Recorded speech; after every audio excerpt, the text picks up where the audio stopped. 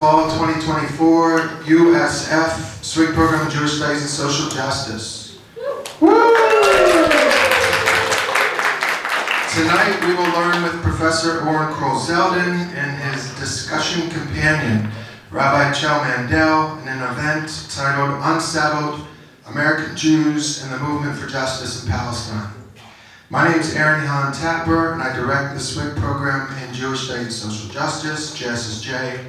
I want to begin by thanking the JSSJ faculty and staff for their help in organizing this event, particularly our program assistant, Victoria Farlow. Before introducing Professor Kroll-Zeldin and Rabbi Mandell, I'd like to take a brief moment to tell you about our extraordinary university and JSSJ program. Founded in 1855, USF is our city's first university. Our tagline, "Change the World from Here," is the real deal. With 9,000 undergrad and grad students, U.S. News & World Report says that we're the #1 most diverse campus in the country in terms of racial and ethnic makeup. An educational institution where more than 1/3 of our undergraduates are the first in their families to attend college. We estimate that some 30% of our student body identifies as queer and 10% identify as Jewish. A premier Jesuit Catholic school, in 1977, we became the first Catholic institution in the world to endow a Jewish studies program. In 2008, we became the first university of any kind, Catholic or otherwise, to have an academic program formally linking Jewish studies with social justice. In 2019, we added yet another first to our renowned history by forming a new position on campus, Rabbi in Residence, held by Rabbi Camille Angel. In fall 2023, we launched the country's first ever graduate level certificate in JEDI and JSSJ, Justice, Equity, Diversity, Inclusion, and JSSJ. This graduate program gives professionals the opportunity to learn from both scholars and activists, offering a blend of academic study and real-world application. This semester, we added yet another first, with Rabbi Chel Mandell joining our JSS team. We also now have a rabbi who identifies as gender expansive. Clap that up. In the classroom, we offer a wide range of significant Jewish studies courses not found in other educational settings. Beyond the classroom, we offer unique events that are free and open to the public, such as this event. Through SWIG JSSJ, we believe that education is the best long-term way to create systemic change. Whether one has the time to take a semester-long course or a mere few hours to hear from a single speaker, education is fundamental to making our world better, paramount in shining the spotlight on the margins, on oppressed communities who are mistreated merely because of their race, ethnicity, religion, gender, sexual orientation, or another social identity altogether. If you'd like to learn more about our program or our events or sign up for our newsletter, there's a QR code on a laminated page near the front door. Now, to begin tonight's event.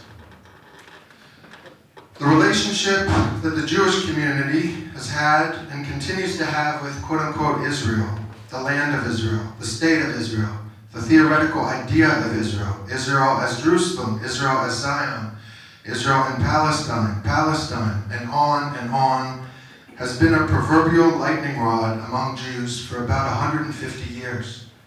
Unbeknownst to many, in the late 19th century, most Jews identified as anti-Zionist.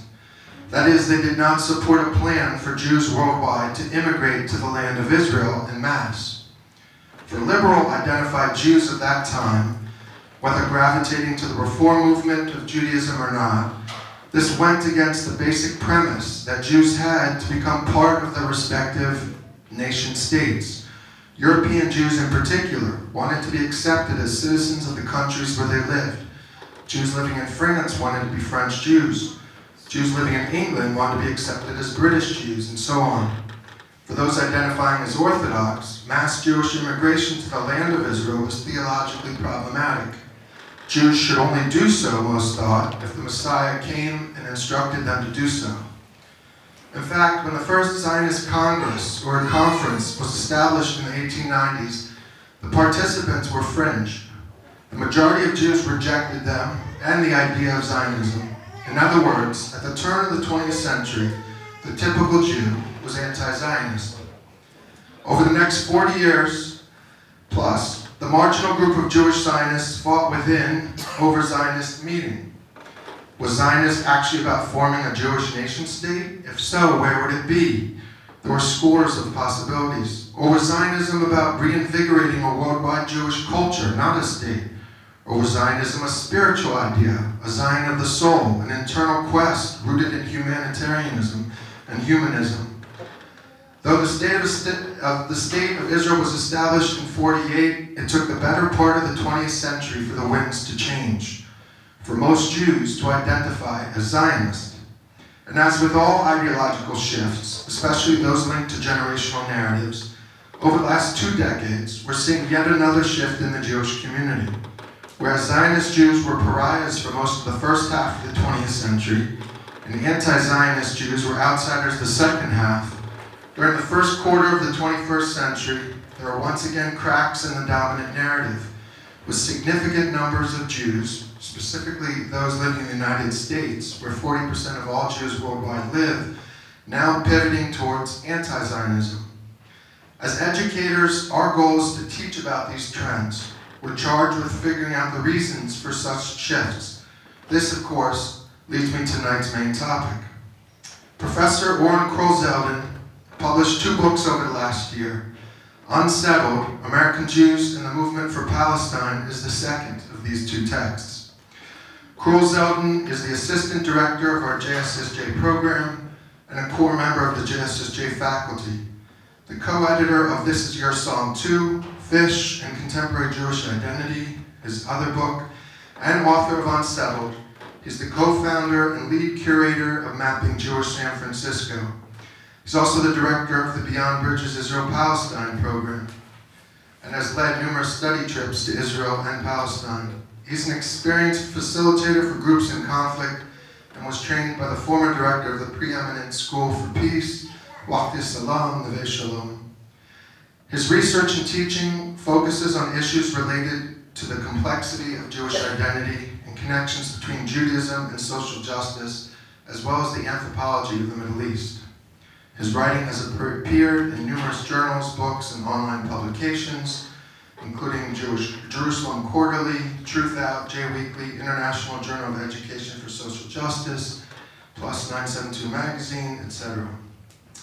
Rabbi Mandell is a queer, gender-expansive Jew from the San Francisco Bay Area, a dedicated and soulful Jewish educator and director with 12 years of experience teaching here in the Bay Area. They're deeply committed to re-imaging Jewish community landscapes through creative ritual and re-imaging how Judaism fits into the next decade plus and for generations to come.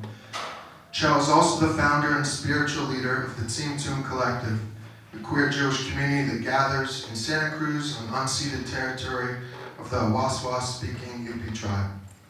They received their MFA in interdisciplinary arts, with a concentration in the intersection of art, practice, activism, and community engagement, and rabbinic ordination from the Academy for Jewish Religion. There's much more to say about both of them, but we'll leave that there for a moment. Tonight, we will learn more about Kroll-Zeldin's book, Unsettled, and the generations of American Jews who participated in Kroll-Zeldin's in-depth interviews through a conversation between Professor Kroll-Zeldin and Rabbi Mandell. After we get going, 2 of us will pass out note cards to any of those who would like to ask questions. We'll pass them out, and then I will pass them on to Rabbi Mandell. We ask that your questions, which you will write out on note cards, be brief, and the clearer they are written, the easier it will be to respond to them. I also want to note that first and foremost, this event, like all JSSJ events, is for USF students, staff, and faculty in that order. If we have time for such people to ask their questions, thereafter, we're absolutely open to others from the general public to post their questions via note cards as well. The protocols for our attendees tonight are basic. We ask people to not use language that may be interpreted as demeaning to the speakers, to other audience members, or to any specific social group. We ask you to listen and be respectful of other points of view. And if there's any problem that occurs tonight, we will pause the discussion and determine appropriate next steps so that all people present feel respected and safe. Without further ado, actually 1 second. There is an event on a week from today, Understanding Gaza Through a Queer Feminist Lens, with Professor Saeed Atshan from Swarthmore College. It is November 18th, 4:30 to 6 in McLaren 251, and hopefully there's a few more of these on the table. If not, Professor Zunis, who directs our Relief Studies program, has a few more of these. Now, without further ado, please join me in welcoming Professor Oren Kroll-Zeldin and Rabbi Chel Mandell to the stage.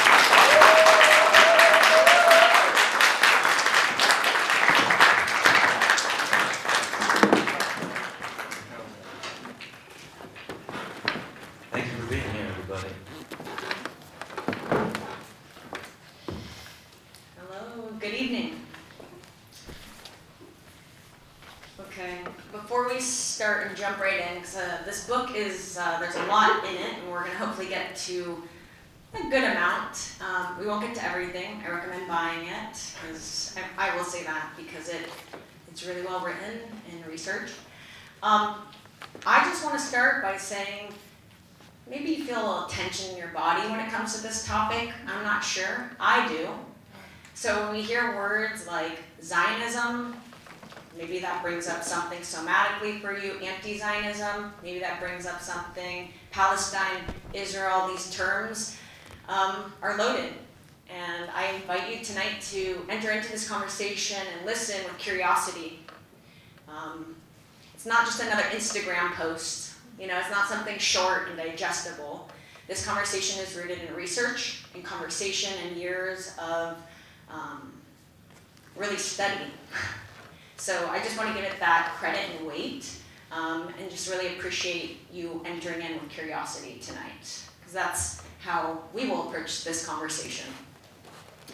I also feel really honored to have this conversation. I went with Oren, 12 years ago, to Palestine, Israel, and did a lot of learning and unlearning on that trip. So it feels really beautiful and full circle to be back here having this conversation. Okay, there's a lot I want to say, but will you tell us a little bit just about the frame? I want to do a combination of reading and talking tonight. I'll do mostly talking, but I do want to do a little bit of reading. And I want to start out by talking about an important framing of this book, to note that this is very much an internal Jewish conversation that we are having. Since the research deals predominantly with an internal Jewish conversation on Palestine, Israel, Palestinians and their experiences are largely outside the scope of this book. While Palestinians remain what sociologist Sarah Ann Mencken decisively refers to as present absentees from the American Jewish conversation on Palestine and Israel, I do not intend to further invisibilize Palestinians who ultimately must be the ones to decide the fate of their liberation. And I note here that I have many previous other publications that do center and highlight the experiences and voices of Palestinians. But in this book, my intention is to shed light on the ways that Jews are participating in Palestine solidarity activism as a way of shifting the landscape of unequivocal American Jewish support and American political support for Israel, while also challenging Israeli policies of occupation and apartheid on the ground. Although Palestinian voices are not centered in this book, learning about Palestinian experiences of Israeli state violence and dispossession compelled my interlocutors to engage in solidarity activism. Therefore, though Palestinians mostly remain present absentees herein, the strong alliances between Palestinians and the young Jewish American activists that I interviewed for this book portend a future in which Palestinians and their experiences are not absent, but rather are central to the American Jewish conversation about Israel. I wanted to state this at the beginning because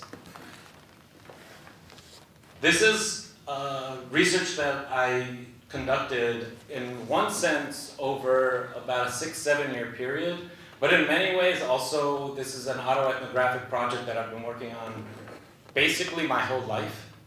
And I decided to shift my research towards American Jews who engage in Palestine solidarity activism in order to understand the ways in which this particular form of being Jewish, in other words, acting in solidarity with Palestinians, is a very important expression of the Jewishness of these activists, and also as a way of showing that many people engage in diverse ways of being Jewish that are outside the confines of traditional Jewish life, and being active in Palestine solidarity activism is one of those. Yeah, wow. Already I'm like, okay. It's wonderful. I want to jump into the letter. You start with the letter. You want to tell us a little bit about this section? If you didn't read the book, there is this rabbinic letter that is highlighted.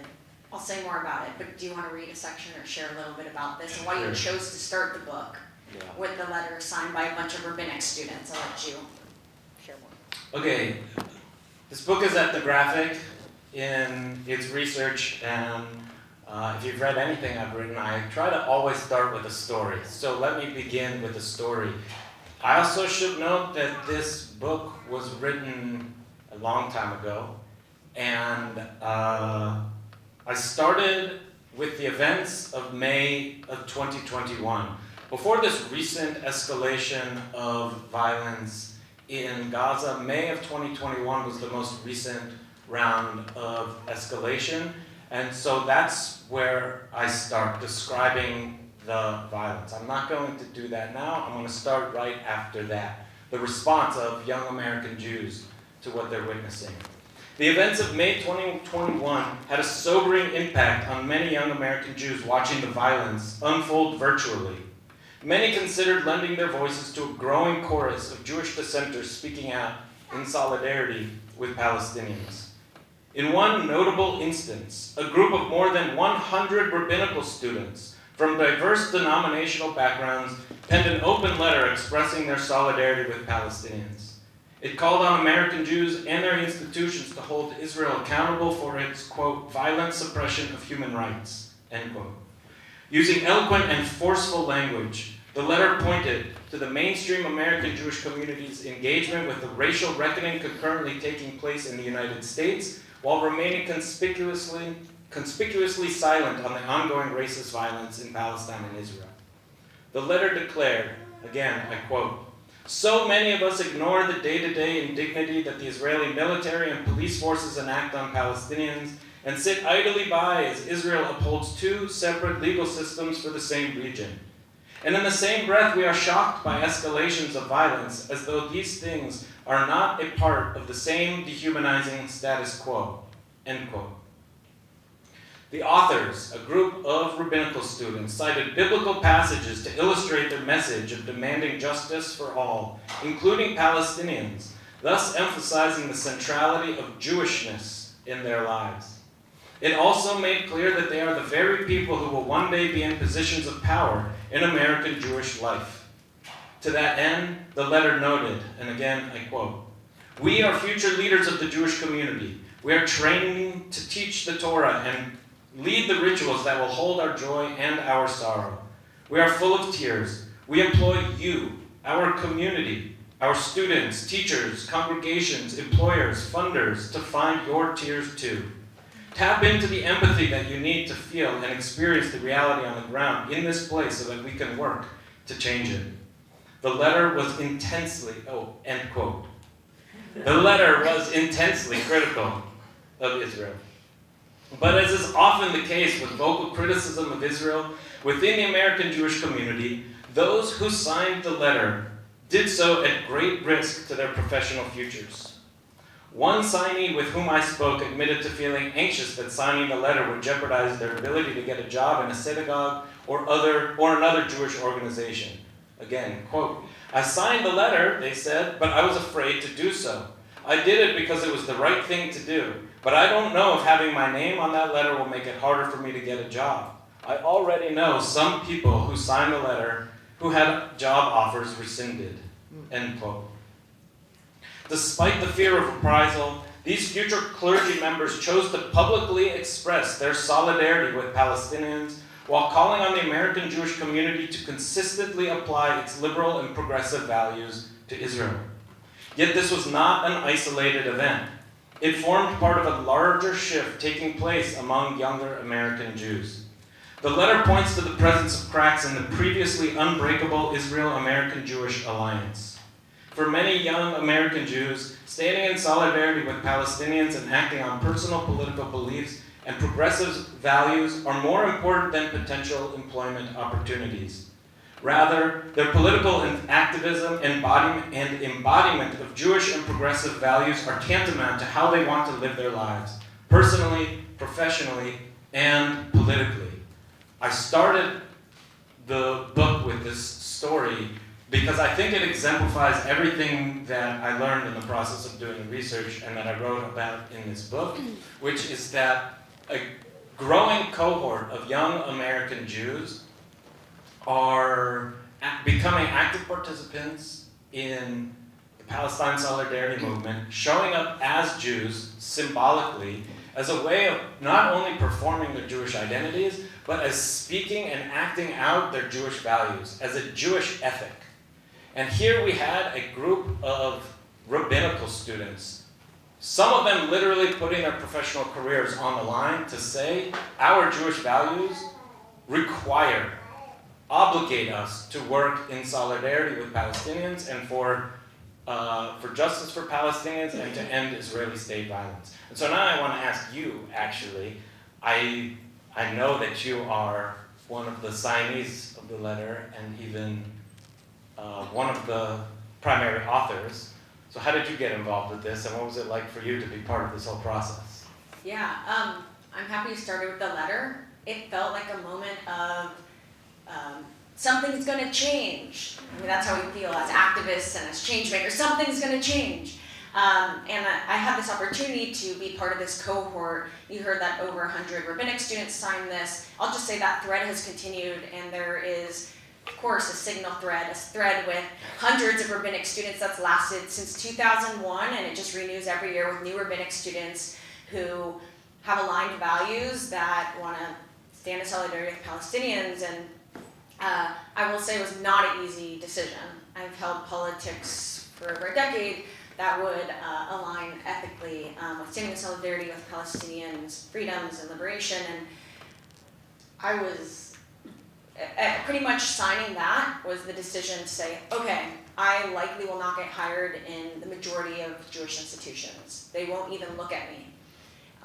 But that took a long time to get there because I finally was like, you know what? I have enough knowledge and experience on the ground with Israelis and Palestinians and Jews to feel that I want to do this. And immediately I'll just say, I think it's important to say, my name was on the byline, not because I was the author, because they asked for different rabbinic students representing different seminaries to be on the byline. And of course, Chel ends up first on the byline, so Chel Mandell is there, and it lives on. And I'll just say that's two things. One, that letter has gotten so much attention. That was 2001. A rabbi just 6 months ago wrote a response again. There's been so many responses to that. It did exactly what we wanted it to do. It really ruffled feathers and pushed back against the dominant narratives in Jewish institutions. That was the point. So it's wild. You can Google the rabbinic student letter and just see all these responses. We were completely bashed by Jewish institutions and rabbis that taught us. I have friends from various seminaries who lost jobs and internships, who were taken aside and told that they might be suspended or expelled from their rabbinic seminaries. And I had a lot of hate mail from other colleagues, other Jews, calling me anti-Semitic, which is ironic because I signed it because of the Jewish institutions I was raised in. They taught me all these beautiful values, and I studied Torah text, and all of that actually informed how I am in the world and how I am in solidarity with Palestinian liberation. So it was very ironic to then, by those same institutions and rabbis that raised me to think that way, to then be told I was wrong and I was anti-Semitic. Which I was like, wait, I'm becoming a rabbi. I love the Jewish people more than anything. That's why I'm becoming a rabbi. Like, I studied for 5 years. Like, that's because I love the Jewish people and want to serve the Jewish people. So that letter was a big catalyst, and it still is ringing true. So it's things have only gotten worse since 2001. I want to pivot and ask you about what is the role of young American Jews in the movement? You particularly looked at about 64 plus Jews between the ages of 18 and 40, and I want to know, you outlined in the book the different roles that Jews take, young Jews in the movement. Let me back up and say this is a book that examines young American Jews who are active participants in the Palestine Solidarity Movement, 18 years old to 40 years old, looking at Gen Z and millennial and in some ways geriatric millennials. I struggle with that term, but that's what the sociologists say. Looking also at the geriatric millennials and looking at the role that they play in both material and symbolic levels in building a broad-based coalition for justice in Palestine. The movement itself, the movement for justice in Palestine is very broad and not all that clear what that means. It's a bit nebulous. I wanted to look specifically at Jews, young Jews. What is the role that they're playing and why are they doing this and what impact can they make? I identified 3 different tactics or strategies that young American Jews are playing in, again, what I call a broad ecosystem. Jews play one small role in a very broad social movement, and the young American activists, American Jewish activists that I work with, mainly use 3 tactics or strategies of activism. The first is that they're targeting mainstream American Jewish institutions. They're targeting the Jewish American establishment that means synagogues and Jewish community centers and youth groups and day schools and summer camps and policy organizations, and saying, you did exactly what Chel just said. You raised me, you taught me all of these values, you taught me to love Judaism. I'm going to take those values, but I'm going to apply them equally and evenly to every single situation. And I know you don't like this, but that means I'm also going to apply these values to Palestinians. And so they start challenging the American Jewish establishment. The most prominent organization that just does this is a group called If Not Now. And they're very clear in the use of Jewish language and Jewish imagery in their actions. So then I looked at co-resistance activism. This is Jews and Palestinians resisting together on the ground against policies of occupation and apartheid in East Jerusalem and in the West Bank. Groups like All That's Left, an anti-occupation collective, or the Center for Jewish Nonviolence, who bring Jewish activists to leverage their privilege and in the service of improving conditions of everyday life on the ground for Palestinians. This role of leveraging privilege is one of the prominent things that American Jews and also, incidentally, Israeli Jews can do, a role that they can play in the Palestine Solidarity Movement. The third role is that, the third tactic and strategy I looked at is BDS, the Boycott, Divestment, and Sanctions movement, the way that particularly on college campuses across the country, American Jews are playing a very prominent role in boycott and divestment campaigns. And on a symbolic level, the role that one of the very prominent roles that young American Jews play is that they are a bit of a safeguard against the charges of anti-Semitism that are so often levied against activists in Palestine solidarity spaces. Instead of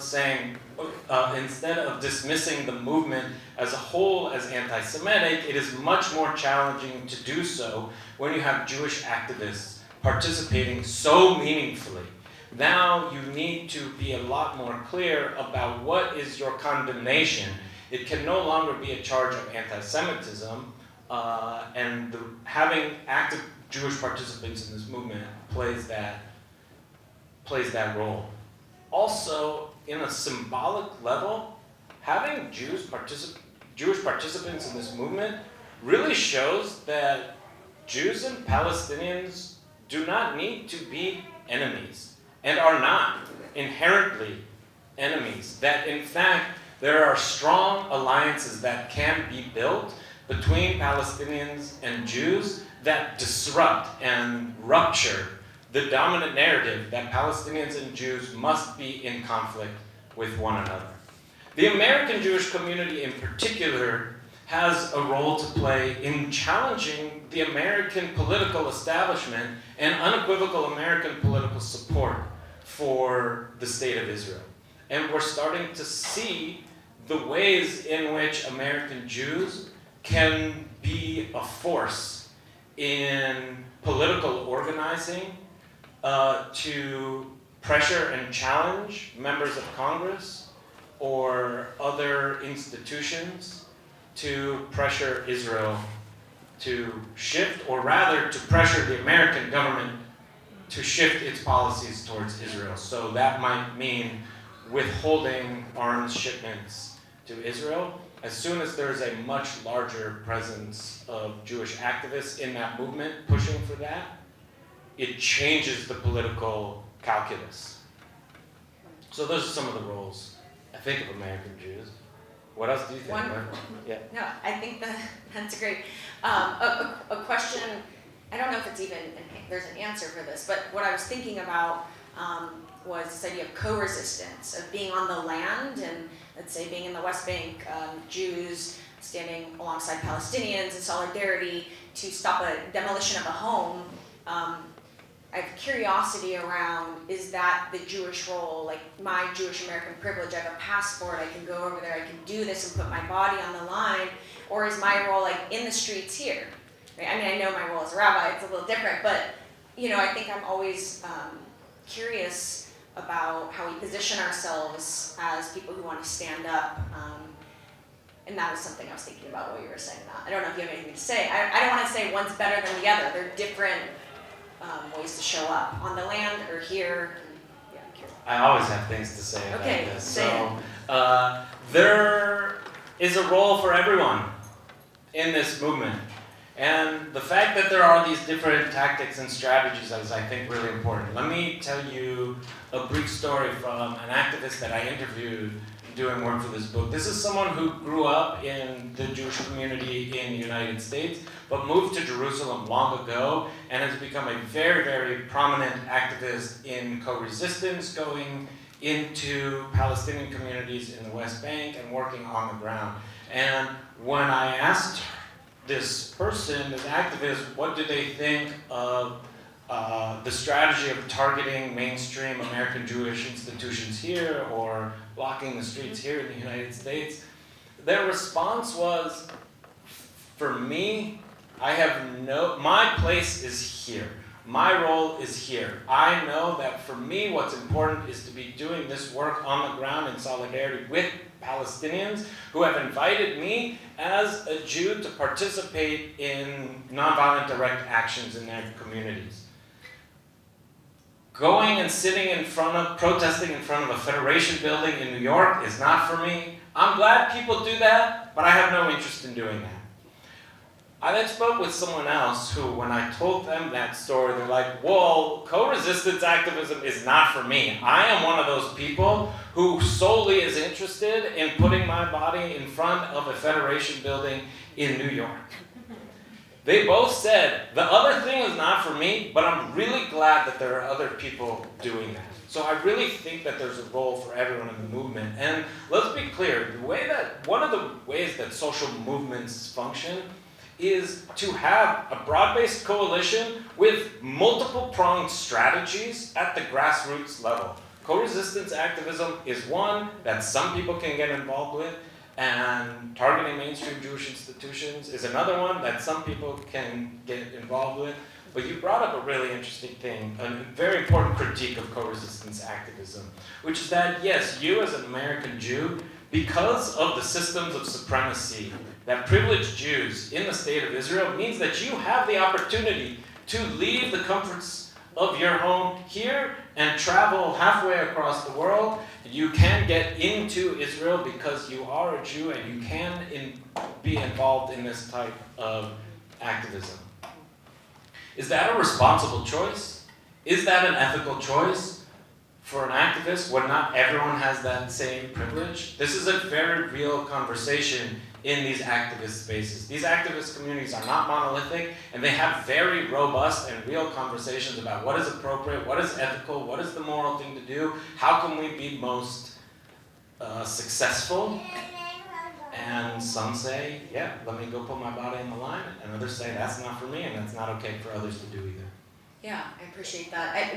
The reason why I also was thinking about it is for Passover this last year, Rabbis for Ceasefire sent a group of rabbis, some rabbinic colleagues, to go to the border of Gaza, and as rabbis symbolically work to bring food and to show up. And a few of them got arrested, and there was like good media coverage. And then my question is, okay, so now what? Like, what's the media coverage for? Who's it for? Who are we doing these actions for? And who's being seen and unseen in these actions? Because as a Jew, I don't want to put my body or myself on the line and make it about me, because it's not about me ultimately. And I think that's something we need to think about.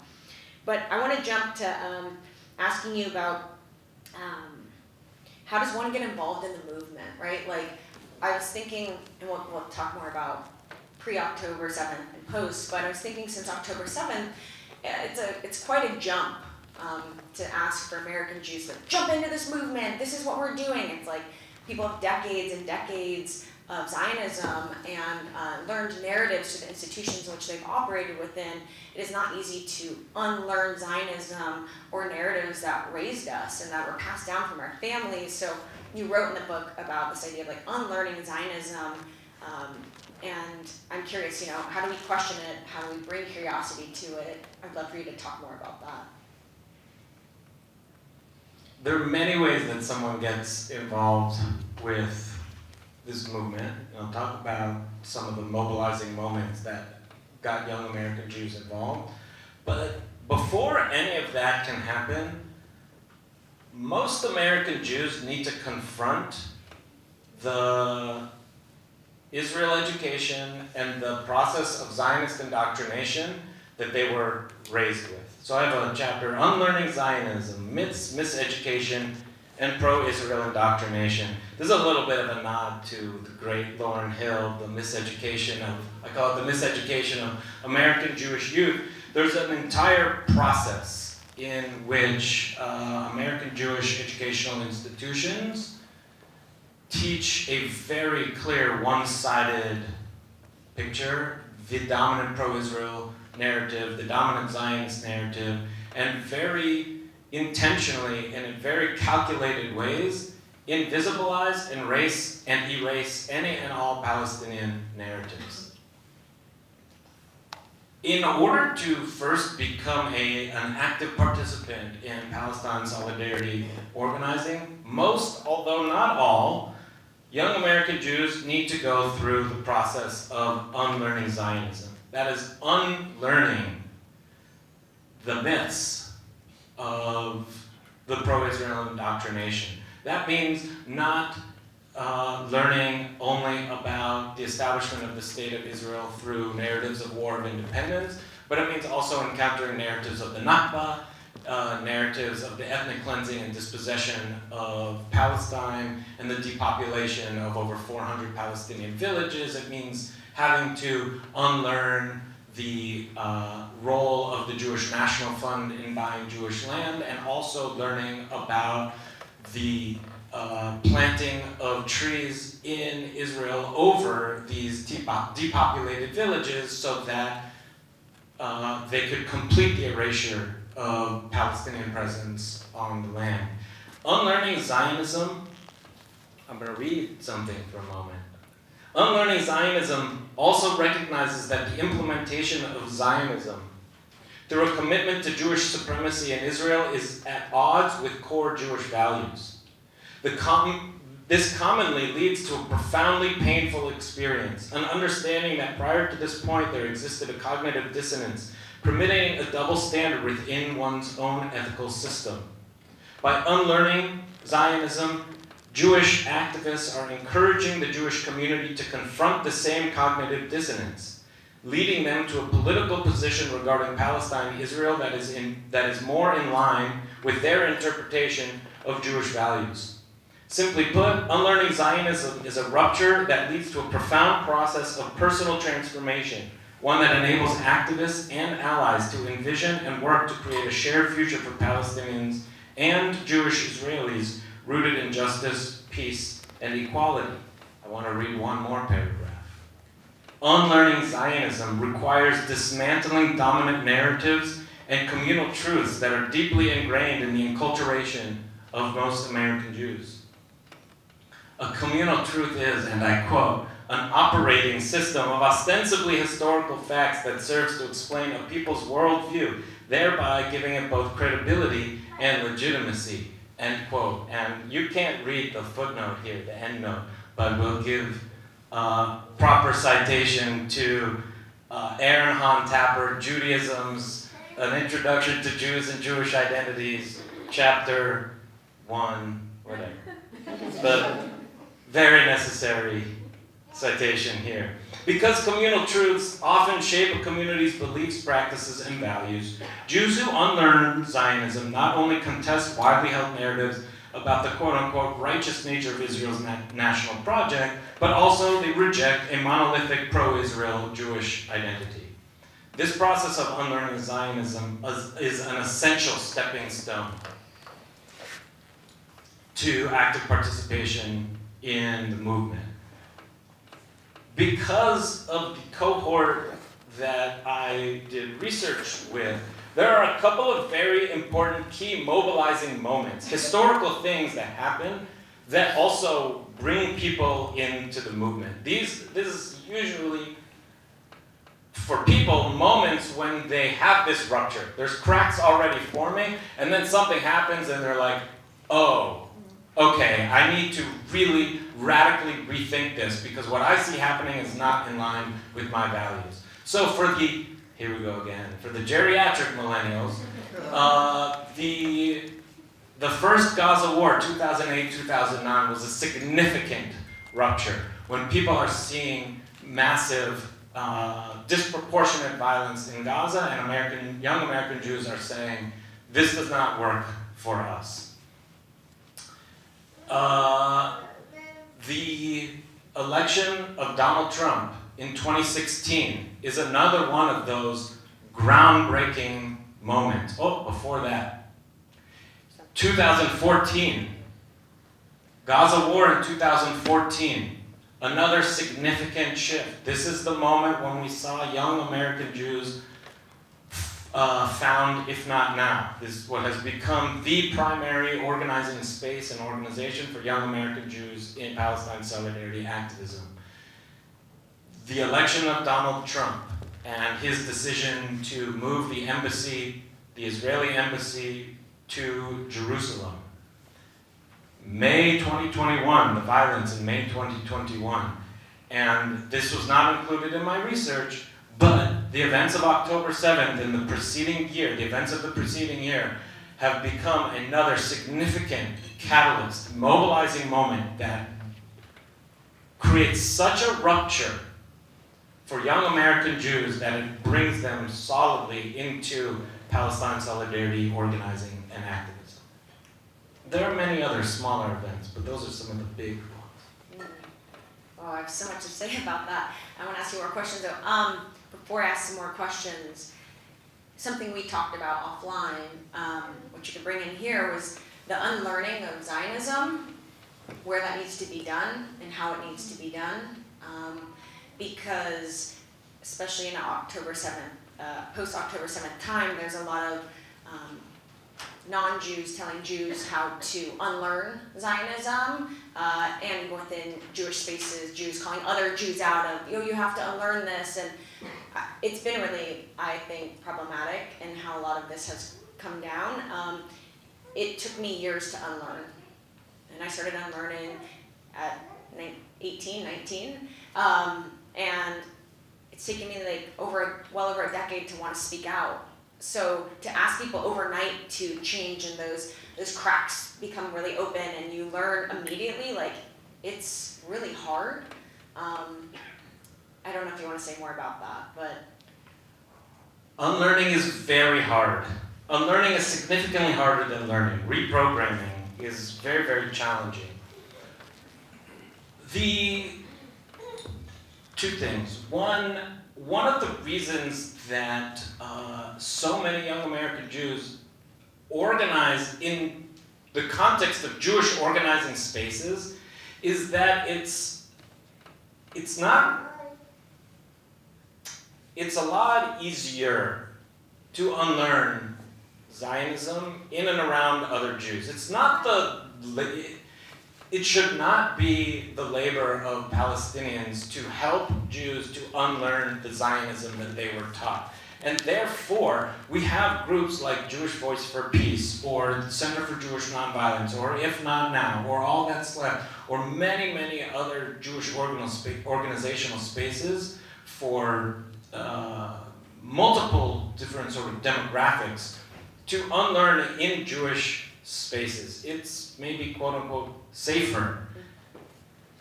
And it is extraordinarily painful. It is a major rupture for many American Jews to unlearn Zionism, because it means confronting those who you really trusted the most: parents, grandparents, teachers, rabbis, youth group leaders, camp counselors, people that you really, really look up to. When you start the process of unlearning, it sometimes will require confronting very, very painful moments of the things and people that you cared about. If Not Now has this whole campaign, #YouNeverToldMe. Why did you never tell me about the Nakba? Why did you never tell me about the ethnic cleansing and dispossession of Palestine? Why did you never tell me, in all those years of teaching me about Israel and Zionism, why did you never teach me about occupation, apartheid, ethnic cleansing? You taught me to love justice and peace and democracy and freedom, but you withheld that from a group of people. That is a very challenging rupture to deal with. And yet, unlearning Zionism remains a critical juncture in the process of becoming active Jewish participants in Palestine solidarity activism and organizing. Yeah, I asked that question because I worked in a Jewish day school for 5 years and worked in Jewish education in synagogues, and was asked to teach Israel in a very particular way. And it was always, it became harder over time to teach it that way. And to then hear, these students coming back being like, my Jewish day school didn't actually teach me all the truths, right? There was like a very particular way I was taught. And then I meet a lot of those Jews who are now my age, and they're like, I'm hanging up my Jewishness. Like, it's over here, and I don't want to be part of it. And that's been my biggest fear. I think that's, for me, as an educator, being like, hey, I want to give my students the truths, I want to give them the values, and they have critical thinking, so they will figure it out. That is the goal of my how I would be an educator. What were you going to say? Well, I mean, this whole idea of, I'm just going to put my Jewishness over here. I'm going to put my Jewishness aside because I do not want to be associated with Zionism, with Israel, with this state violence. So I'm just going to hang up my Jewishness and abandon it. And this is the opposite of what these activists that I did research with for this book are saying. They're saying no. Reclaiming. They're reclaiming. They're reclaiming Jewishness in solidarity with Palestinians. They are organizing in Jewish spaces. They are in, let's say, in campus encampments, doing Shabbat services, engaging in Passover Seders, doing significant, meaningful Jewish rituals in alliance with other communities and groups as a way of saying, I refuse a Jewish identity that is only linked, that is exclusively linked to this ethno-state project. On the contrary, my Jewishness is rooted in liberation for all people. And they're organizing in Jewish context to do this. Absolutely. And I'll say, it's been really interesting over the years. I'll get hired like a new, young, queer, non-binary face. Synagogues love that, like, you know, bring in the young people. And then they hire me and then they say, okay, so we want to bring in young people. We want them to stay in Jewish community space. We're scared. This is the age-old thing. We're scared the Jews aren't going to continue on. I'm like, well, maybe if we share truth with them and we give them all the information, maybe they'll stick around. Because when I moved to Santa Cruz, I started a Jewish community, and the majority of people I was meeting were between the age of 18 and 45. And I would take them on walks and say, hey, I'm starting this Jewish community. What are you interested in? You know, tell me about yourself. One of the first things these people would say to me is, you know, I stopped going to Jewish spaces, or I've stopped really being Jewish because I'm uncomfortable with needing to align with Israel and have Israel be part of my Jewish identity. And when I said, oh, don't worry, this space, you can show up as you are, no worries. They're like, really? This exists? So young Jews are still there wanting to engage, given the opportunity to do it in the way that feels aligned for them. So question cards are coming around. We're going to ask like 1 or 2 more questions as we collect those cards. I encourage you to ask questions. Wow, so much to say on that topic. Yeah, that's exactly where I was going. So I knew you were writing this book. I was really excited. And then October 7th happened, and you had already written the book. The book was ready to go, and it just came out in May, I think the end of May, early June. And I remember reading it and being like, oh my gosh, like how would this book be different post-October 7th? And I'd love for you to speak about, you know, the last 400 days and what you would have added and so on. Academic publishing is really strange because this book was very much written and in the publication process for a very long time before October 7th, and there was no option, there was no opportunity to add anything to it, an addendum, a prologue, an epilogue, nothing to address either the events of October 7th or the past 400 days. That just wasn't an option. So I'm often asked, how would this book be different if it were written now? It would not be different at all. The only thing that would be different is some of the stories that I would share or examples that I would use to exemplify and to substantiate the arguments that I'm making in this book. And the reason why is that everything that exists now in, let's call it a post-October 7th social, cultural, political, historical landscape already existed before October 7th. It's just that everything is more intense now. Everything is happening in more heightened and intense and escalated ways. The way I've been thinking about it and articulating it is that it's as if everything right now is on steroids, but nothing that exists now did not exist prior to October 7th. Israeli state violence existed prior to October 7th. It is just happening in more violent, extreme, and intense ways now. Armed resistance by Palestinians against Israeli was happening before October 7th. It just happened on October 7th in heightened and more intense ways. Israeli bombardment of Gaza has already been happening and an Israeli siege on Gaza had already been happening. It is just happening in significantly more intense ways now. Activism on campuses had already been happening. It's just happening in more intense ways now. Islamophobia, anti-Arab sentiment, anti-Palestinian sentiment had already been happening. It is just happening in much more intense ways now. Anti-Semitism existed long before October 7th. We're just seeing it in escalated and heightened ways now. There's absolutely nothing in this book that would be different today except for the examples.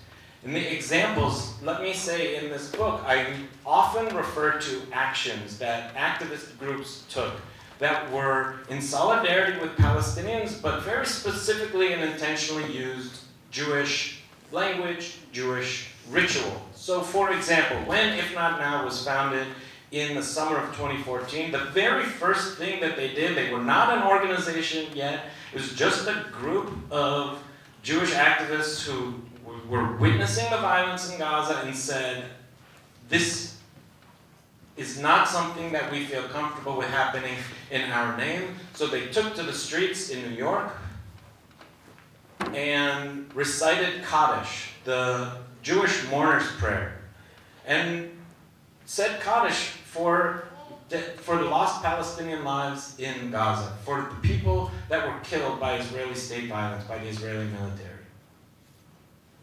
What we see since October 7th is still the engagement of Jewish activists with Jewish ritual in organizing spaces.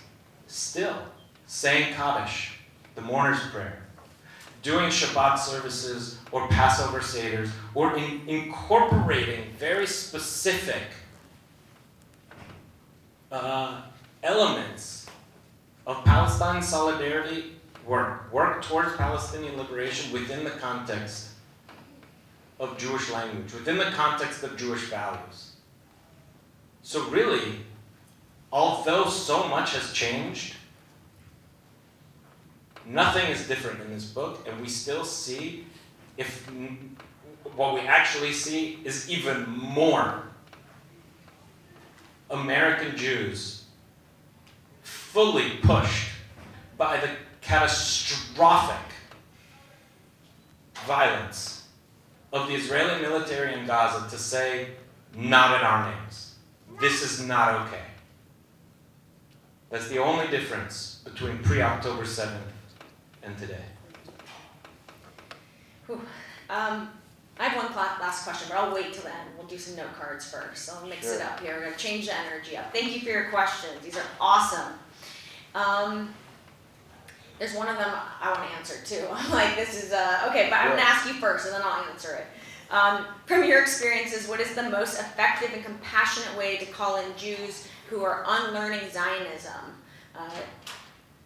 and clinging on to Zionism despite their Jewish values? How to call people in? Jewish people. You answer that question. Okay, well, I want to hear you too. I set myself up. I just want to say this, because I've seen a lot of this, particularly this year.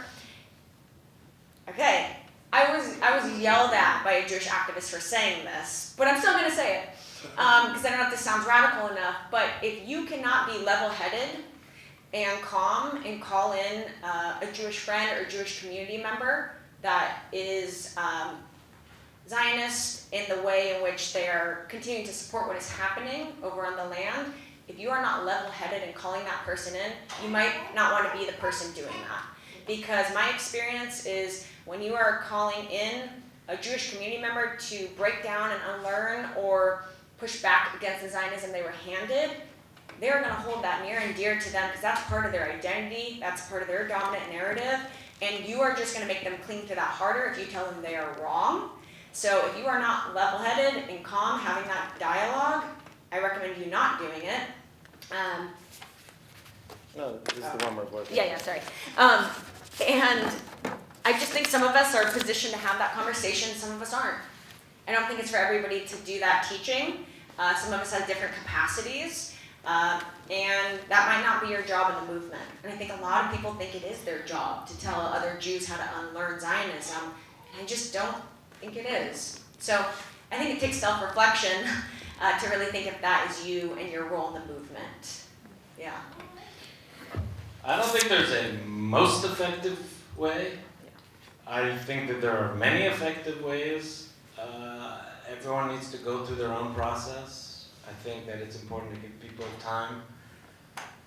What has been effective for me in helping others along is two things. One, empathizing.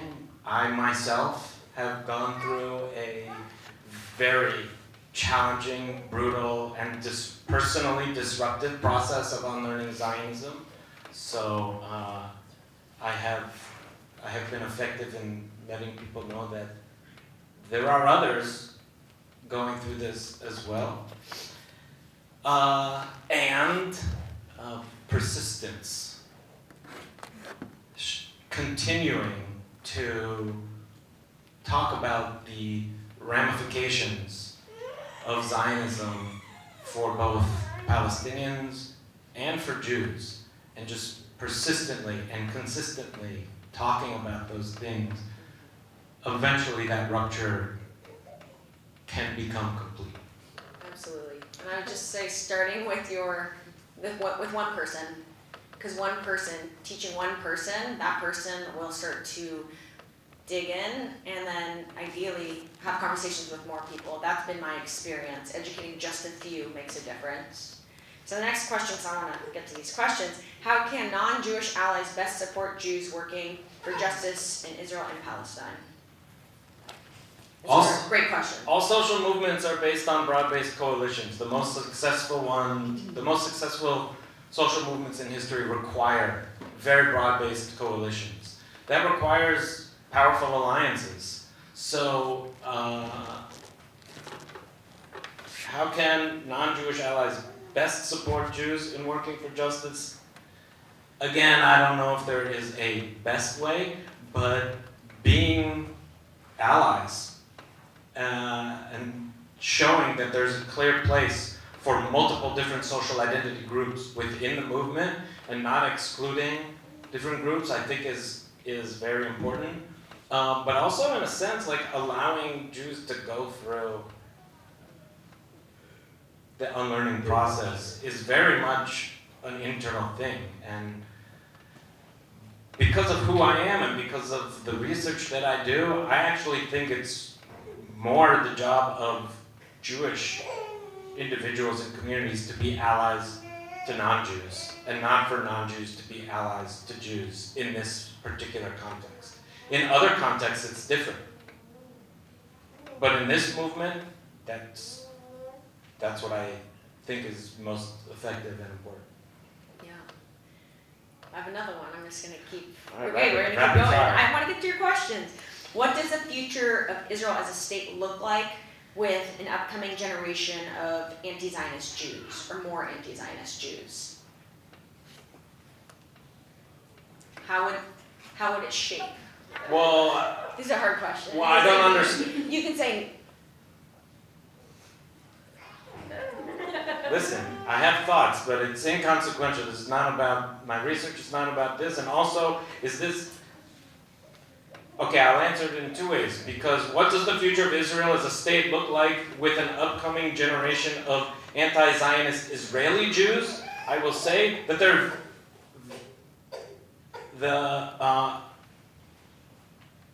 anti-Zionist Israeli Jews exist. There are many of them, and they are marginalized tremendously. And so a state of Israel with anti-Zionist Israeli Jews looks like a society that cracks down on any and all dissent in ways that criminalizes dissent and does not really have much of a place for anti-Zionist Israeli Jews. If the question is, what does the future of Israel as a state look like with an upcoming generation of anti-Zionist American Jews, that is a question that is the future does not look good for Israel. Without American Jewish support and without American political support, Israel has a much harder time of continuing to implement sustainably their project of erasure of Palestinians.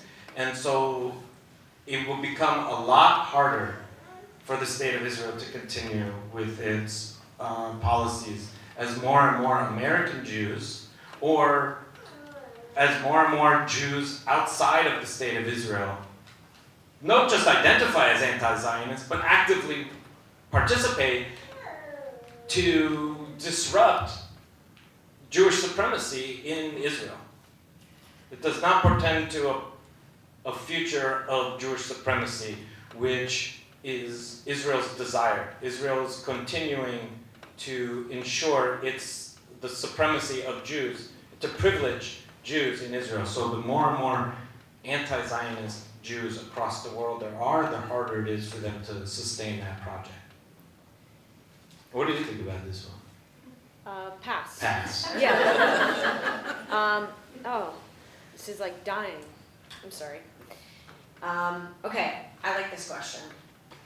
How has your research impacted your activism, or I need that breath out, or is your research your activism? And maybe you may identify as an activist. That's an assumption. We don't know. Here, so you can read it yourself. I encourage you to read the book. I will answer the question.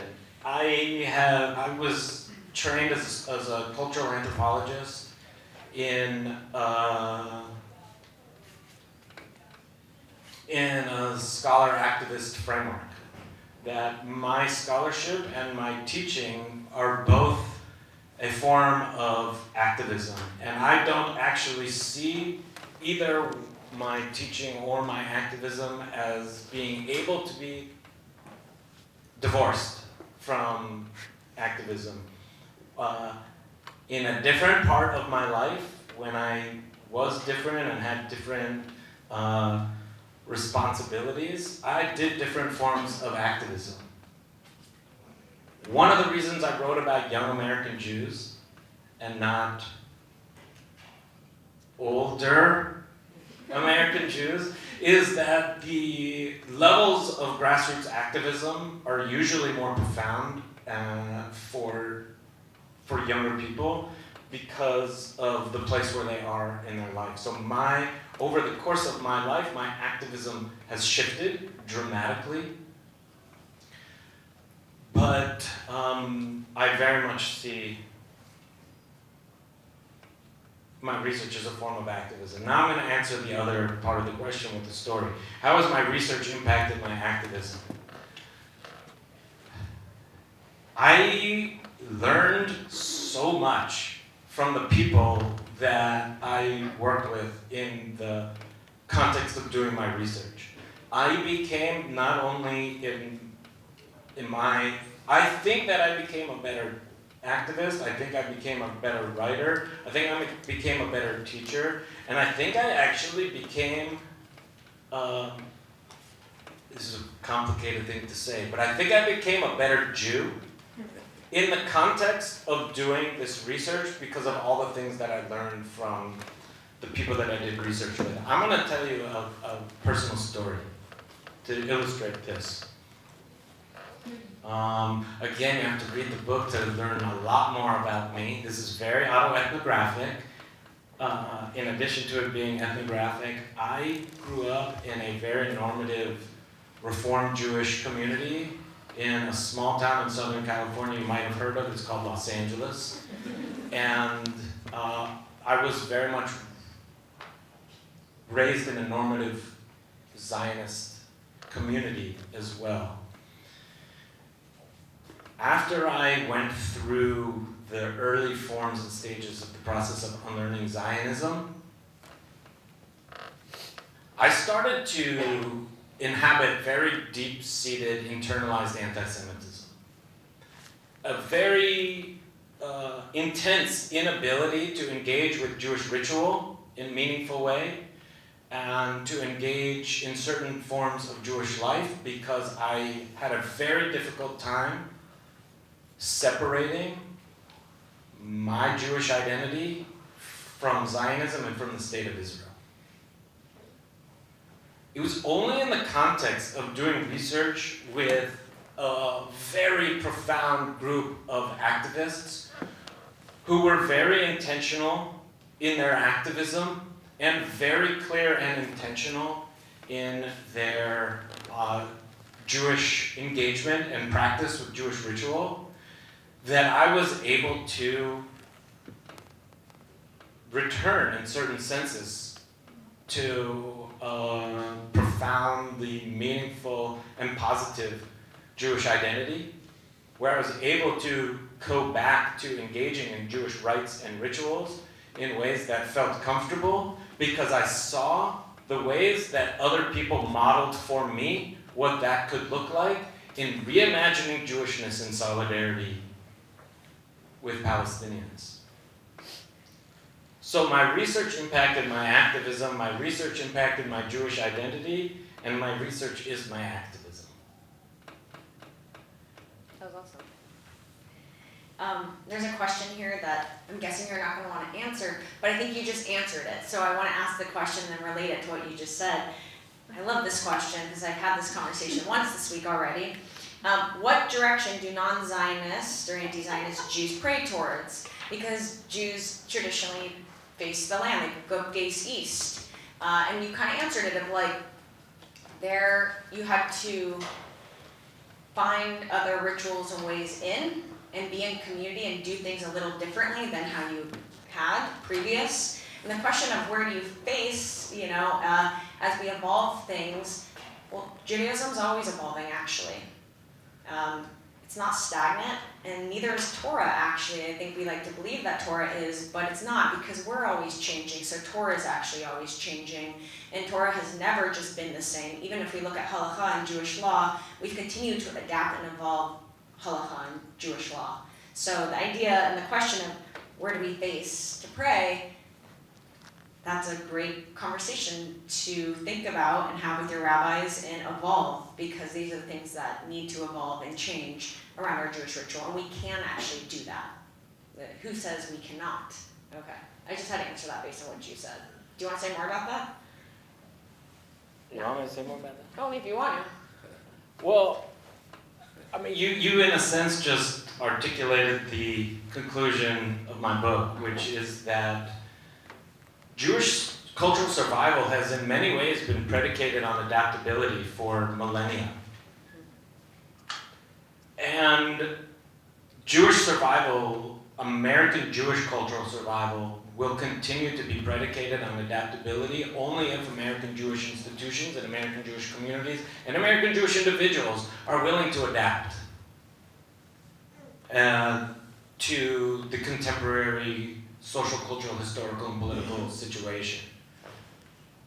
I don't know what that means in terms of what direction we pray, but I will say that long before there was a modern political movement of Zionism, Jews have been praying towards Jerusalem because there's a historical connection to the land of Israel.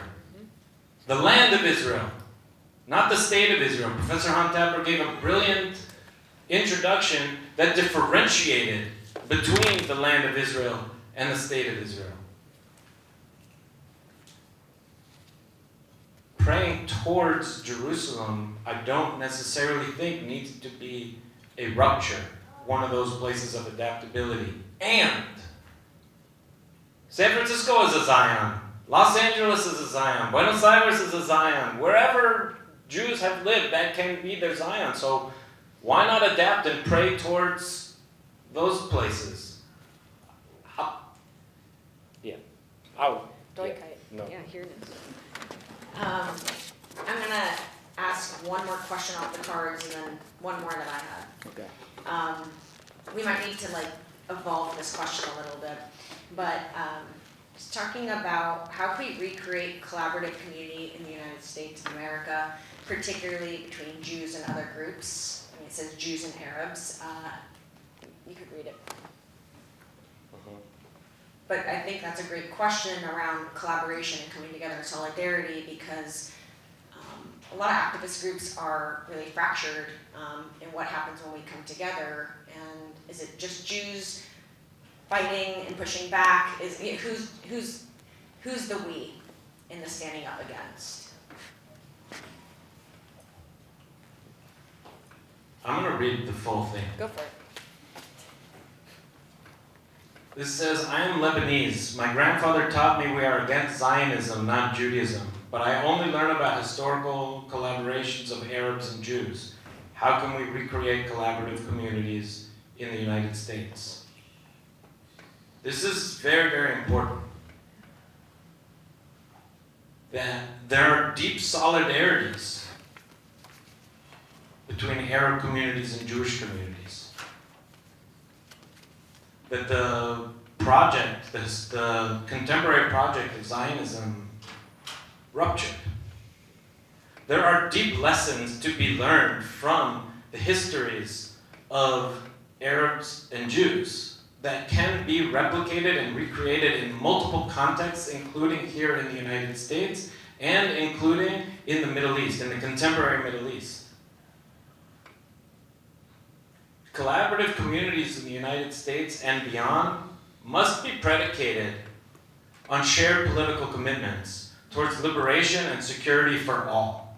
They must be predicated on the fact that the security and liberation of one group can never come at the expense and oppression of another group.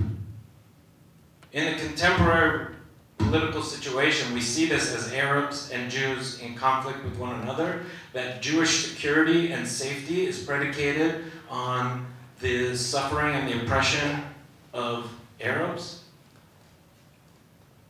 But this is a false promise, that the safety and security of Jews anywhere in the world can never happen without the safety and security of all communities. And so building collaborative communities in the United States needs to be rooted in shared political commitments towards the safety, security, and liberation of all people. This is possible. It's not only possible, it is happening. When we see Jewish and Palestinian activists working side by side, we see the possibilities of a shared future. We see what it looks like when working towards collective liberation permeates communities with these shared political commitments. So I think that these collaborative communities are being created, and I've even seen it here on this campus, that these collaborative communities between Arabs and Jews, between Palestinians and Jews, between Lebanese and Jews, between Muslims and Jews, and many other communities are working collectively towards the liberation of all.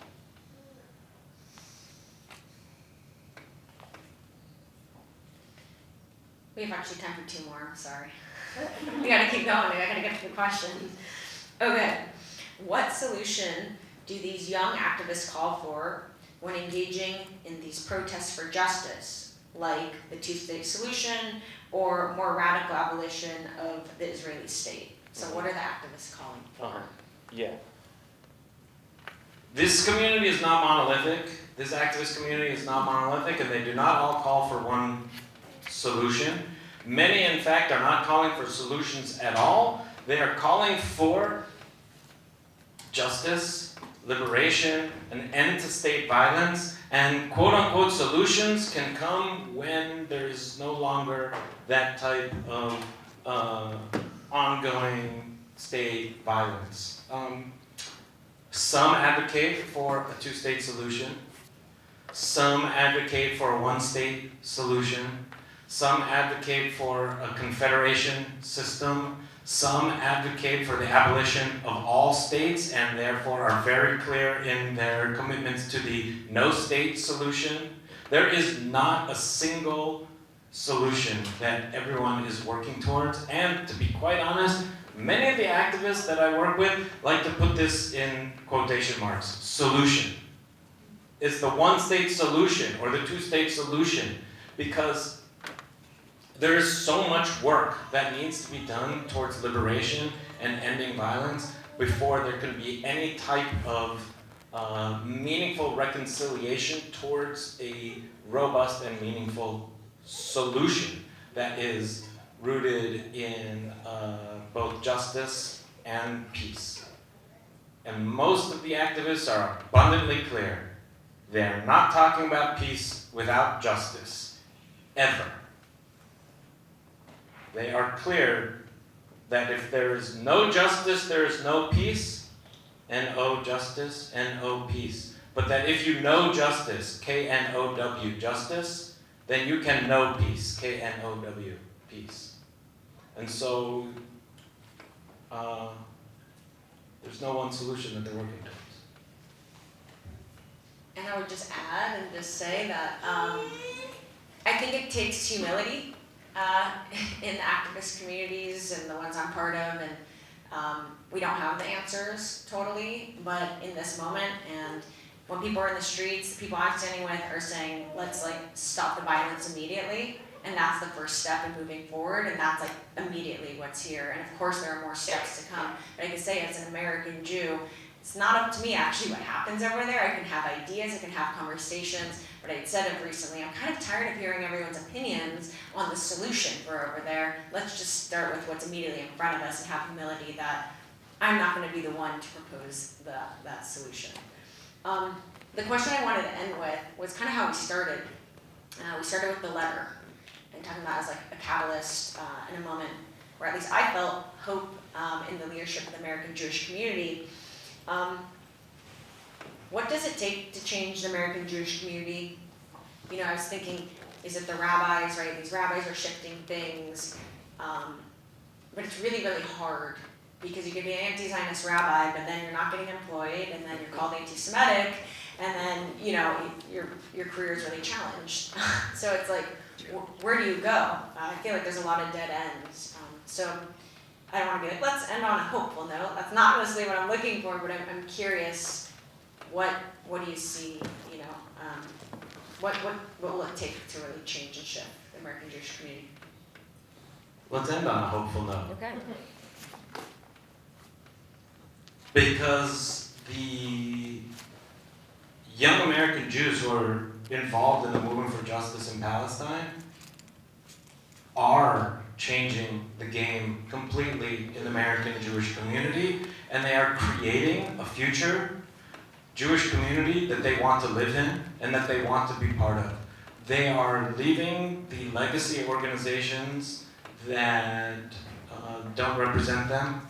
They are leaving the synagogues that put the US flag next to the Israeli flag on the pulpit, on the bima. They are creating their own spaces. They are creating their own organizations. They are creating their own movements. They are having Shabbat dinners and is having their own high holiday services in ways that are meaningful, spiritually, religiously, culturally, and politically to them. And they are creating a Jewish community that looks very different from the one in which they were raised. So, what does it take to change the American Jewish community? Committed activism, committed, principled challenges to the American Jewish establishment, slowly but surely, has been, is, and will continue to be changing the American Jewish community. The activists that I worked with for this research have made it very clear that they are being quite successful in changing the community, in changing the narratives, and people who grew up in families where the word occupation was never used are now talking about occupation and apartheid and genocide and ethnic cleansing around the Thanksgiving dinner table with their families. These are people who never heard these words before ever used with regards to Israel-Palestine in their youth, and now this is part of the common everyday parlance.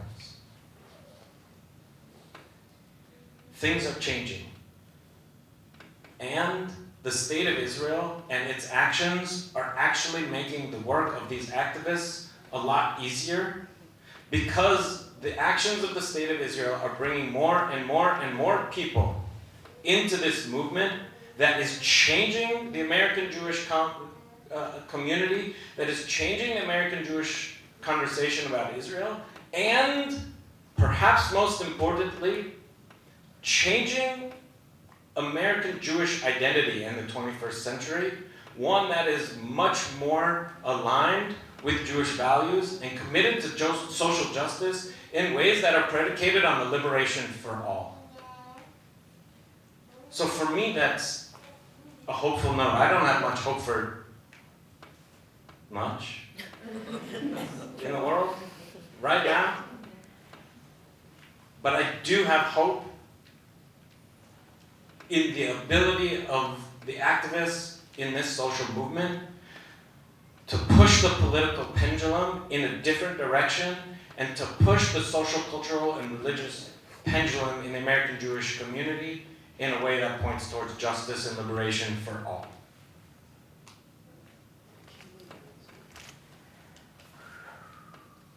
I appreciate your hope, because I don't hear it from you often, so that's pretty big to hear that from Oren. Like, that was solid. Thank you for the work you've done and for having this conversation. Again, mentor, I mean, we're colleagues now, but a mentor of mine and shaping and helping me unlearn and relearn. So it's an honor to be in this conversation with you.